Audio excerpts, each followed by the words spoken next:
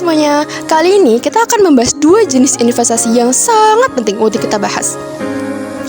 Reksadana dan hedge fund memiliki karakteristik yang berbeda, tetapi keduanya sama-sama menawarkan peluang yang menarik. Kita akan kupas bagaimana kedua investasi ini bekerja, risiko yang ada, dan peluang hasil yang bisa didapat. Yuk simak bareng-bareng.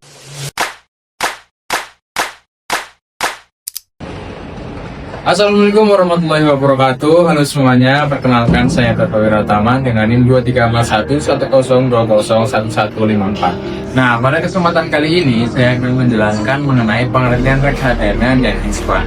Apa itu reksadana dan hedge fund? Reksadana adalah menurut Undang-Undang Pasar Modal Nomor 8 Tahun 1995, reksadana adalah wadah yang digunakan untuk menghimpun dana dari masyarakat pemodal untuk selanjutnya diinvestasikan berbagai portofolio efek oleh manajer investasi. Secara sederhana, reksadana merupakan keranjang investasi yang berisi berbagai macam aset, mulai dari saham, obligasi, surat berharga, dan lain-lain, yang dikelola oleh sebuah perusahaan manajer investasi atau MI yang sudah mendapat izin resmi dari Otoritas Jasa Keuangan. Selanjutnya ada jenis-jenis reksadana. Yang pertama ada reksadana pasar uang atau money market fund. Nah, ini merupakan investasi 100% pada instrumen pasar uang seperti deposito dan surat utang jangka pendek, memiliki resiko yang paling rendah. Selanjutnya ada reksadana pendapatan tetap atau fixed income fund, memiliki 80% asetnya diinvestasikan pada instrumen obligasi atau surat utang. Resikonya setingkat di atas pasar uang. Selanjutnya ada reksadana campuran atau balance fund. Nah, ini mengalokasikan dana pada berbagai instrumen, saham, obligasi, dan pasar uang dengan porsi yang fleksibel, tingkat risiko moderat. Selanjutnya yang terakhir ada reksadana saham atau equity fund, memiliki 80% asetnya diinvestasikan pada efek bersifat ekuitas atau saham, memiliki potensi imbal hasil dan risiko paling tinggi. Yuk ya. Selanjutnya, apa itu pengertian dari hedge fund atau dana lindung nilai? Jadi hedge fund adalah kemitraan investasi swasta yang bersifat eksklusif dan menggunakan strategi investasi yang kompleks dan agresif untuk menghasilkan keuntungan absolut atau absolute return terlepas dari kondisi pasar atau naik atau turunnya kondisi pasar. Berbeda dengan reksadana yang sangat teregulasi dan terbuka untuk publik, hedge fund bersifat privat, tidak terlalu diatur dan ditawarkan kepada investor terakreditasi atau investor kaya atau institusi. Oke, selanjutnya ada jenis-jenis hedge fund atau dana lindung nilai berdasarkan strateginya. Yang pertama ada long short equity atau membeli saham yang diperkirakan akan naik nilainya dan menjual saham yang diperkirakan akan turun nilainya. Selanjutnya ada global macro, berinvestasi berdasarkan prediksi tren makroekonomi global, suku bunga, nilai tukar, mata uang, dan politik. Selanjutnya ada event driven atau pengambilan keuntungan dari peristiwa spesifik perusahaan seperti merger, akuisisi, dan kebangkrutan. Yang terakhir ada arbitrage atau mencari keuntungan dari perbedaan harga aset yang sama di pasar yang berbeda. Reksadana dan hedge fund. Dari keduanya memiliki sistem resiko dan returnnya masing-masing. Yang pertama adalah reksadana. Resiko pada reksadana, investasi reksadana tidak lepas dari berbagai risiko. Risiko yang pertama adalah risiko pasar. Risiko pasar adalah risiko bahwa nilai investasi akan menurun akibat kondisi pasar secara keseluruhan. Dan yang kedua ada risiko kredit. Risiko kredit adalah penerbit obligasi gagal membayar bunga atau pokok.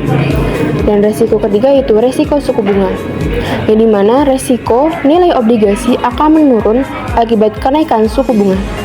Dan yang keempat ada resiko likuiditas, yaitu kesulitan menjual investasi dengan cepat tanpa mengurangi nilai. Dan yang kelima ada resiko volatilitas, fluktuasi harga aset yang tinggi. Nah, untuk mengukur resiko dalam reksadana ada beberapa rasio umum yang digunakan meliputi alfa, beta, Sharpe, standar devisi. Rasio alfa yaitu mengukur kinerja reksadana dibandingkan dengan benchmark. Rasio beta yaitu mengukur sensitivitas reksadana terhadap pergerakan pasar. Yang ketiga ada Sharpe ratio yaitu mengukur return reksadana dibandingkan dengan resiko standar deviasi. Terakhir yaitu standar deviasi, mengukur seberapa besar fluktuasi return reksadana dari waktu ke waktu. Risiko hedge fund. Yang pertama yaitu risiko pada hedge fund. Pada umumnya memiliki risiko yang lebih tinggi daripada reksadana karena strategi investasi mereka yang agresif dan regulasi yang lebih longgar. Di antaranya ada risiko pasar. Yang sama seperti reksadana, hedge fund juga terpapar risiko pasar. Yang kedua ada risiko likuiditas. Di beberapa hedge fund berinvestasi pada aset yang kurang likuid, sehingga sulit untuk dijual dengan cepat.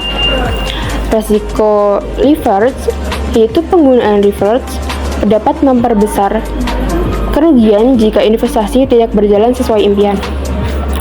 Yang keempat ada risiko counterparty, adalah risiko bahwa pihak lain dalam kontrak keuangan gagal memenuhi kewajibannya.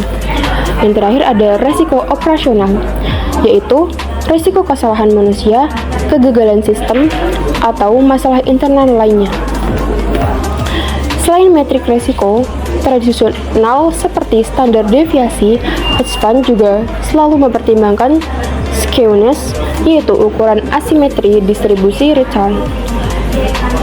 Yang kedua ada kurtosis, yaitu ukuran atau kegemukan ekor distribusi return yang menunjukkan kemungkinan terjadinya peristiwa ekstrim.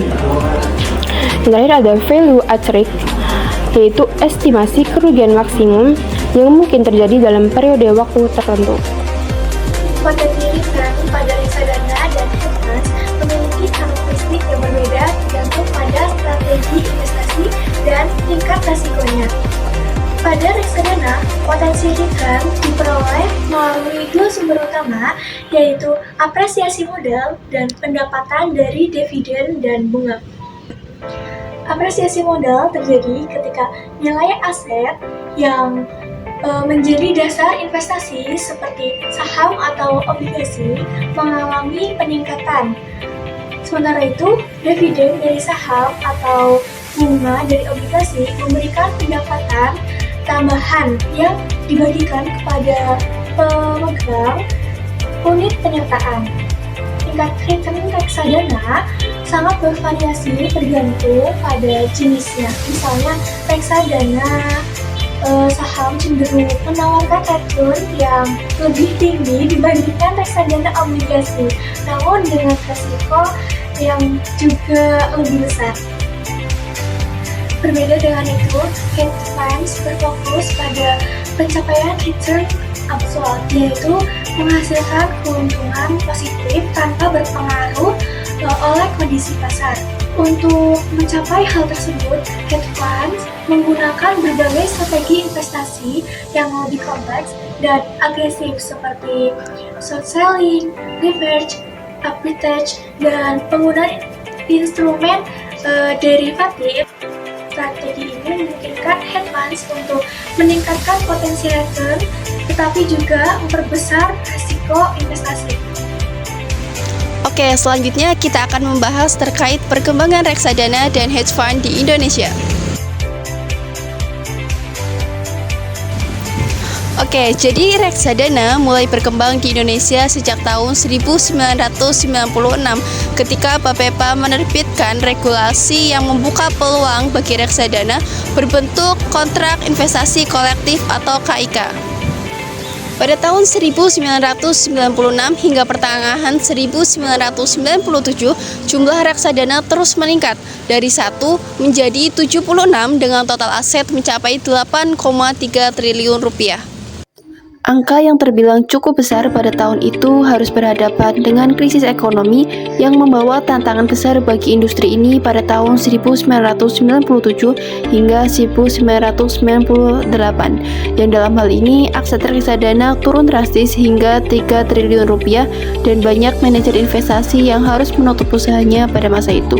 Meski demikian, sejak 1999, industri reksadana mulai pulih dan tumbuh kembali. Ditopang oleh inovasi produk dan kemajuan teknologi finansial, investasi reksadana jadi lebih mudah dan terjangkau. Dukungan regulasi yang pro-investor pun memperkuat momentum ini.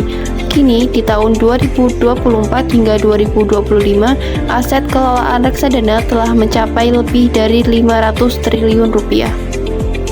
Sementara itu, di dunia investasi global, hedge fund hadir sebagai alternatif dengan strategi yang lebih fleksibel dan kompleks, di mana hedge fund ini pertama kali dikenalkan oleh Alfred Winslow Jones pada tahun 1949 yang berhasil mengurangi risiko melalui metode short selling.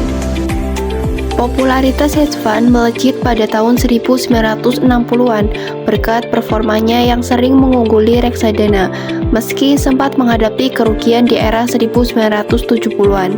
Saat ini, lebih dari 15.000 hedge fund mengelola dana sekitar 3 triliun dolar Amerika Serikat dengan nama besar seperti Bridgewater Associates dan Renaissance Technologies yang mendominasi pasar. Di Indonesia sendiri, hedge fund belum sebesar reksadana dan belum banyak ditawarkan secara resmi, sehingga hal ini menjadikan reksadana tetap menjadi pilihan utama bagi para investor di tanah air. Oke, selanjutnya akan membahas terkait strategi investasi reksadana dan juga strategi investasi hedge fund. Nah, untuk strategi investasi reksadana, pada dasarnya itu berlandaskan pada teori diversifikasi portofolio, yaitu menyebarkan dana ke berbagai instrumen seperti saham, obligasi, maupun pasar uang untuk mengurangi sebuah resiko kerugian. Nah, dalam teori investasi modern, semakin diversifikasi sebuah portofolio, maka semakin stabil pula tingkat pengembaliannya. Namun, dalam realitas sekarang, strategi reksadana itu cenderung menyesuaikan pada kondisi ekonomi. Nah, ketika suku bunga tinggi dan pasar dalam bergejolak, maka manajer investasi biasanya lebih banyak menempatkan dana di reksadana pasar uang atau obligasi karena lebih aman dan likuid. Sebaliknya, saat pasar saham menunjukkan tren naik atau bullish, reksadana saham itu lebih dipilih untuk memberikan imbal hasil yang lebih besar dalam jangka panjang. Dengan demikian, strategi reksadana itu menekankan pada keseimbangan antara keamanan dana investor dan peluang pertumbuhan, sehingga cocok bagi masyarakat yang ingin memulai berinvestasi dengan modal yang terjangkau dan juga resiko yang lebih terkendali. Setelah tadi membahas terkait strategi investasi pada reksadana, selanjutnya yaitu ada strategi investasi pada hedge fund.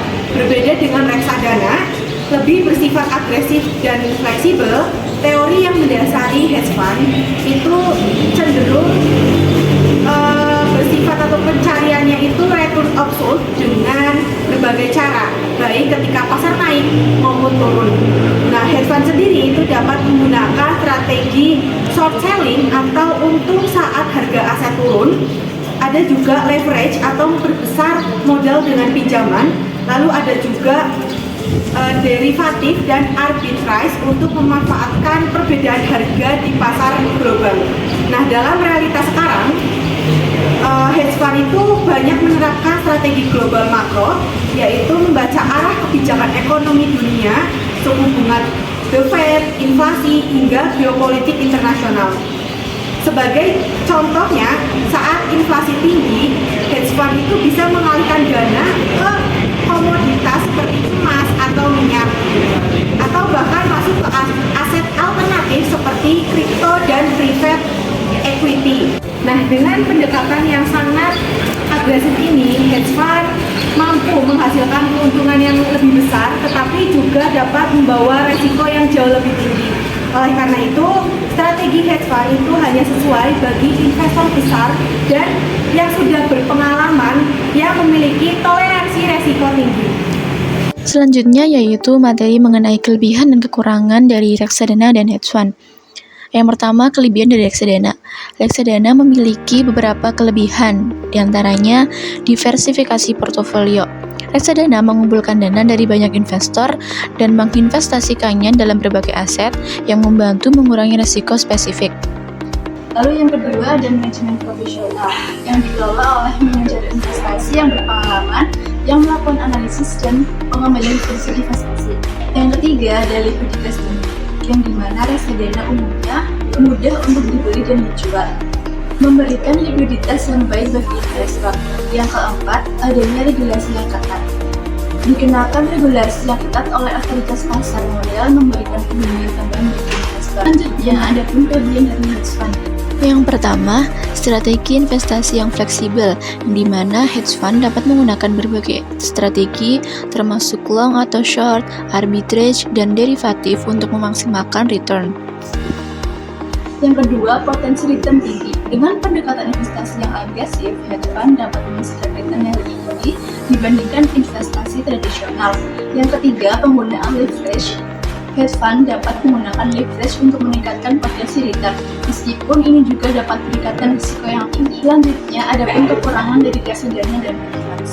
Reksadana sendiri memiliki beberapa kekurangan. Yang pertama, adanya biaya manajemen, yang dimana adanya biaya pengelolaan atau manajemen fee dan biaya pengelolaan yang bisa mengurangi keuntungan investor. Yang kedua, ada likuiditas yang terbatas. Reksadana tertutup atau reksadana dengan instrumen tertentu tidak bisa dicairkan sewaktu-waktu atau hanya untuk jenis yang tertentu saja. Lalu yang ketiga adalah risiko pasar. Nilai unit penyertaan dapat turun mengikuti pergerakan pasar sehingga tidak menjamin keuntungan. Selanjutnya, ada kekurangan dari hedge funds. Yang pertama, adanya akses yang terbatas. Hedge fund biasanya hanya untuk investor kaya atau high net worth individual atau institusi sehingga tidak inklusif. Lalu yang kedua ada biaya tinggi, menggunakan skema 2 dan 20 yang dimana 2%-nya untuk manajemen fee dan 20%-nya untuk performance fee. Jauh lebih mahal dibandingkan reksadana. Nah, inti perbandingan antara reksadana dan hedge fund yaitu reksadana lebih menekankan keamanan dan akses luas, sedangkan hedge fund itu fokus pada potensi keuntungan maksimal dan resiko yang jauh lebih besar. Nah, pilihan bergantung pada profil resiko dan kapasitas dari. Oke, itu dia pematerian singkat dari kelompok kami mengenai reksadana dan hedge fund. Semoga dapat menambah wawasan dan ilmu pengetahuan teman-teman semuanya. Cukup sekian. Wabillahi taufiq wal hidayah. Wassalamualaikum warahmatullahi wabarakatuh.